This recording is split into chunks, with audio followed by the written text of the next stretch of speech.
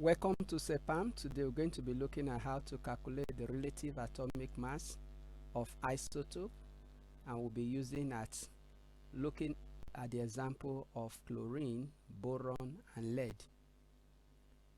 So some elements have isotopes. Isotopes are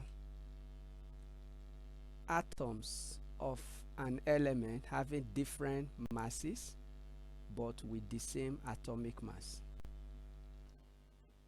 An isotope is represented with the symbol as shown below.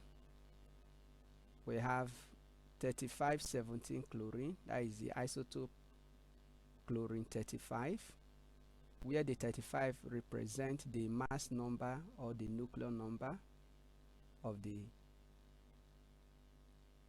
atom, and then the 17 stands for the atomic number, which is also equal to the number of proton, while the Cl in this particular one stands for the symbol of the element. So this is the isotope of chlorine. So Cl is the symbol of chlorine. Chlorine has two isotopes basically. So you have chlorine 35 and then you have chlorine 37. But this chlorine does not have the same abundance in nature, as you see represented on this particular container here. Okay, it doesn't have the same. So chlorine 35 have 75% abundance in nature, while chlorine 37 have 25% abundance in nature. So what is the atomic mass of chlorine? Assuming that you are carrying out your calculation and then chlorine is contained in a compound, what will you use as the mass of chlorine when you are calculating the molecular mass of a compound? Will you use 35 or 37? So in order to solve this problem, scientists have to look for a way of calculating the atomic mass of elements that have isotopes. So we're going to be looking at calculating the atomic mass of isotopic elements, and we are going to use chlorine as a first example. So in this video we are going to be looking at 3 of them. So we have the isotope. Chlorine have the isotope 35, then you have the percentage abundance that is already shown here, and then you have the mass number, then chlorine 37, then the mass number is that. Okay, so the relative atomic mass of chlorine. So we use a particular formula to calculate the relative atomic mass, which is the sum of the product of the mass number multiplied by the percentage abundance of each of the isotope. So for chlorine, so we have this. So we have 35 multiplied by 75 plus 25 multiplied by 37. So if you multiply that out, you have 2625 all over 100. Then 35 times 25 will give you 9225 all over 100. Add the numerator together, so that will give 3550.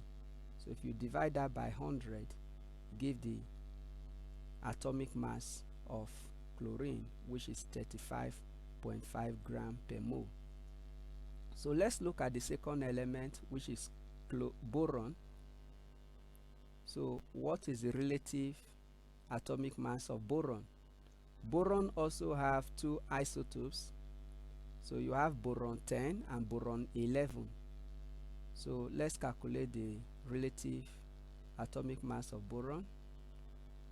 So using the formula, we have boron 10 times the percentage abundance, which is 18.7, plus boron 11 times percentage abundance 81.3%.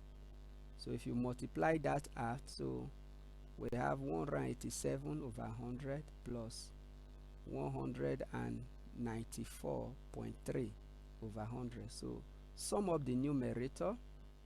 So you have divide by 100. So the atomic mass of boron is 10.813 gram per mole. So let's look at the third element, the relative atomic mass of lead. Lead has 4 isotopes. So we have lead 204, lead 206, lead 207, and lead 208. So we have the respective percentage abundance of each of the isotope, and then you have the mass to Z ratio here value. So let's insert them. So in this case, what you do so that you can, because we are looking for the average, sum up all the percentage abundance. So that gives us 100.05%. So we'll be using this as a denominator to divide as we are looking for the average mass. So let's look at that now. So the first isotope, lead 204, multiplied by the percentage abundance of 1.55% plus lead 206 times the percentage abundance of 23.6, lead 207 times the percentage abundance of 22.6.